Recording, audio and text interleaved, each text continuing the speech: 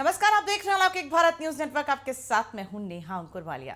आज हमारे साथ स्टूडियो में एक बहुत ही खास मेहमान मौजूद हैं जो कि आदिवासियों के देवाधिदेव माने जाते हैं। हमारे साथ स्टूडियो में मौजूद हैं आज 5 बार मेंबर ऑफ पार्लियामेंट रहे और साथ ही 3 बार एमएलए रहे। हमारे साथ मौजूद हैं नंद कुमार साय जी। बहुत बहुत स्वागत है सर आपका। धन्यवाद। वैसे तो साय जी किसी भी परिचय के मोहताज नहीं है, क्योंकि जो नेता लोगों के बीच लोगों के साथ रहता है उसे किसी पहचान की जरूरत नहीं होती, लोग उसे अपने आप जानने लगते हैं। तो ऐसे ही नेता हमारे साथ मौजूद हैं, हम उनसे बात करेंगे। लेकिन सबसे पहले शुरुआत करेंगे, क्योंकि आज रविदास जयंती है और उनकी पंक्तियां खुद हमें नंद कुमार जी सुनाएंगे। जी सर। आज रविदास जी की जयंती है। हम सब लोगों का सौभाग्य है, बड़े संत हुए। उनके जो कार्य थे, समाज में गिरे हुए लोग, कमजोर लोग, उनको उठाने का काम था। वो संत के रूप में जाने जाते थे और परमात्मा के लिए उन्होंने कैसा चिंतन किया है, उनकी लिखी हुई पंक्तियां मैं आपको प्रस्तुत करता हूँ। रविदास जी ने लिखा है परमात्मा को प्रस्तुत करते हुए, प्रभु जी तुम चंदन हम पानी, प्रभु जी तुम चंदन हम पानी, जाकी अंग अंग बास समानी, प्रभु जी तुम चंदन हम पानी, प्रभु जी तुम घन बन हम मोरा, जैसे चितवत चंद चकोरा, प्रभु जी तुम घन बन हम मोरा, प्रभु जी तुम दीपक हम बाती, जाकी ज्योति बरे दिन राती, प्रभु जी तुम दीपक हम बाती,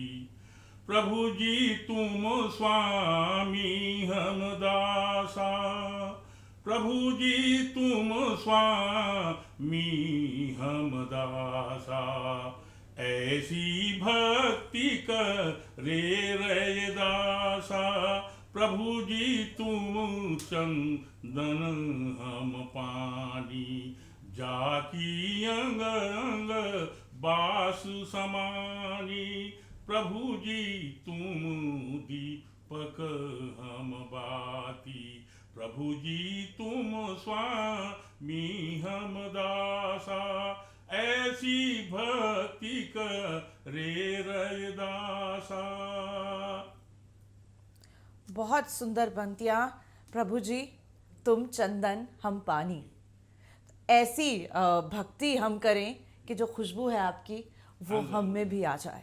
तो देखिए कितनी सुंदर पंक्तियां, और आज बिल्कुल माकूल बैठती हैं, क्योंकि आज रविदास जयंती है और इसी उपलक्ष्य में उन्हीं की पंक्तियां हमने नंद कुमार जी से सुनी।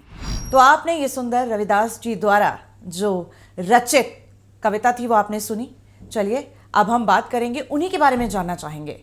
अगर नंद कुमार जी हम बात करें रविदास जी की, कहाँ से वो आते थे, क्या उनका बैकग्राउंड रहा, और आपने इतनी सुंदर तरीके से जो उनकी पंक्तियां हमें सुनाई हैं। रविदास जी पिछड़े हुए वर्ग से आते थे, जो अछूत माने जाते हैं, उसी समाज से वो थे। और इतने बड़े संत थे कि बड़े बड़े लोग उनका सम्मान करते थे। उस समाज में अपने लोगों में जागरण पैदा करना चाहते थे और उसके लिए घूम घूम करके उस समाज में जो दलित थे, पिछड़े हुए थे, उनमें जाकर के उनका जागरण पैदा करते थे कि आप लोग पीछे नहीं हो, भगवान के सब हम लोग बराबर संतान हैं और परमात्मा ने सब कुछ समान सभी चीज दिया है।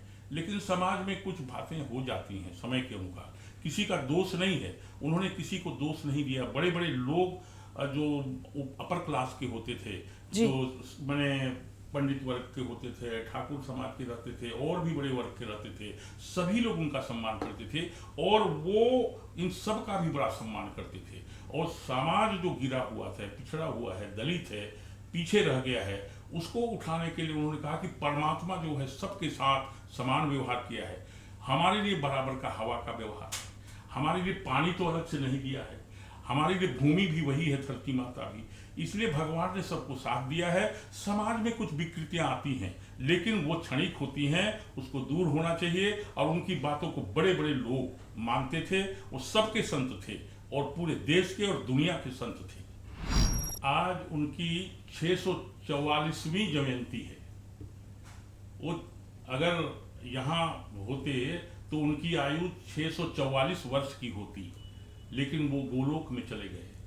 और उन्होंने अपने जीवन में इस नीचे समाज के रहने के बाद भी जो कार्य किया, वो बड़े बड़े संत महात्मा पंडित और बहुत सारे लोगों ने उनके संबंध में ये कहा है कि उन्होंने काम किया, उन्होंने जो समाज के लिए इतना बड़ा प्रतिदान किया है, वो बड़े बड़े प्रतिष्ठान, बड़े बड़े संस्थाओं ने नहीं किया है।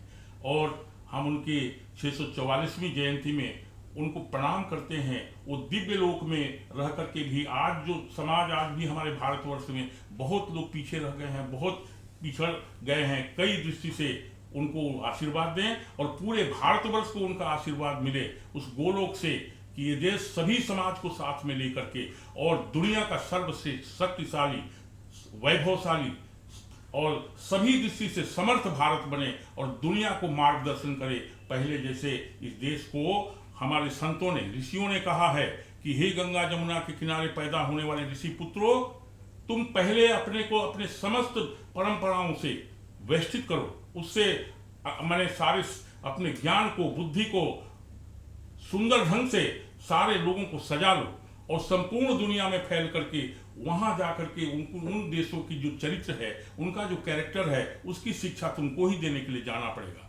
उन्होंने कहा, हमारे ऋषियों ने, एतद् देशे प्रसूतस्य सकाशातग्र जन्मना सोम सोम चरित्रम शिक्षेरन पृथिव्याम सर्वमानवा।